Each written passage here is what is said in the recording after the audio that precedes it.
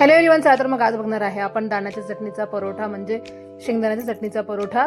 अगदी सोप्या पद्धतीने सुरुवातीला आपल्याला 2 चपात्या लाटून घ्यायच्या, जसं व्हिडिओ दाखवल्याप्रमाणे. आता एका चपातीवर आपल्याला तेल अप्लाय करायचं आहे. हे परोठे जे आहे ते आम्ही लहान असताना आमची मम्मी आम्हाला टिफिन मध्ये किंवा घरी अशी बनवून द्यायची. तर मॅगी होती पण एवढा त्याचा क्रेज नव्हता. तर अशा पद्धतीचे परोठे वगैरे आम्हाला बनवून दिले जात होते, आम्ही आवडीनं खात होतो. तर हेच परोठे मी माझ्या मुलीला बनवून देते, तिला पण खूप आवडते. त्यावर आपल्याला शेंगदाण्याची चटणी अप्लाय करायची आहे, तेल टाकायचं आहे आणि त्यावर दुसरी चपाती जी आहे व्हिडिओ दाखवल्याप्रमाणे ठेवायची आहे. नंतर त्यावर अशा पद्धतीचे होल करायचे आहे आणि डिझाईन करायचे. डिझाईन अगदी ऑप्शनल आहे, मी केली, तुम्हाला जर करायचं तुम्ही करू शकता. नंतर तव्यावर टाकून आलटून पालटून क्रिस्पी होईपर्यंत तेल तूप किंवा बटर लावून छानपैकी परोठा आपल्याला भाजून घ्यायचा आहे.